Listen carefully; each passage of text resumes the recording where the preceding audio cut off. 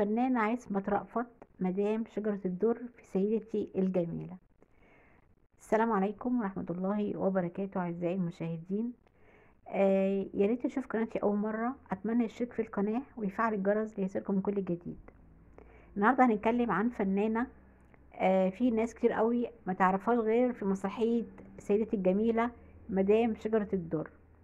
هي هنتعرف عليها النهاردة من هي فنانة اسمها الحقيقي عصمت رأفت. هي واحدة من الفنانات والفنانين اللي هم عملوا في مجال الفن من منطلق الهواية وحب الفن، رغم ان اعمالها الفنية قليلة للغاية الا انها قامت بعدد من الادوار التي لا تنسى وربما لا يتذكر اسمها البعض، لكننا من المؤكد هنتذكرها لو علمنا انها شاركت في مسرحية سيدتي الجميلة وقامت بأداء دور مدام شجرة الدر صاحبة الملامح القاسية والصارمة، التي كانت بتعمل مديرة لمنزل كمال بيت طاروتي الذي قام بدوره الفنان فؤاد المهندس. وكانت الفنانة شويكار بتلقبها بلقب أم 44.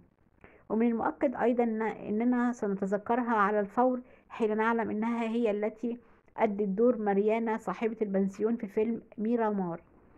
الفنانة عصمت رأفت ولدت في يوم 26 نوفمبر سنة 1927 في مونبليه بفرنسا، وهي من أم فرنسية وأب مصري، وكان بيعمل بالسلك الدبلوماسي ودرست في باريس. وحينما عادت إلى القاهرة انضمت لعدد من الفرق المسرحية زي فرقة القومية وفرقة إسماعيل ياسين، وشاركت في عدد من الأفلام السينمائية مثل مدرسة البنات وأختي ودندش وحدوتة مصرية وقصة حبي والمجنونة.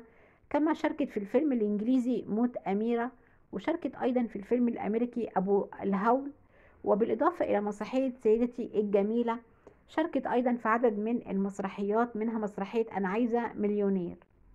وبالإضافة إلى عملها بالفن عملت أيضا معدة ومذيعة بالبرنامج الأوروبي بالإذاعة المصرية، كما عملت مترجمة فورية في العديد من المؤتمرات الدولية اللي كانت بتعقد في مصر والخارج، بالإضافة إلى أنها كانت بتقوم بترجمة عدد من الأعمال المسرحية للغة الفرنسية وإخراجها للإذاعة البرنامج الأوروبي. وقضت حياتها بين الشغل والفن والترجمة، وعاشت في الظل ورحلت في يوم 18 فبراير سنة 1991 عن عمر يناهز 64 عام، ولم يشعر برحيلها أحد. الله يرحمها.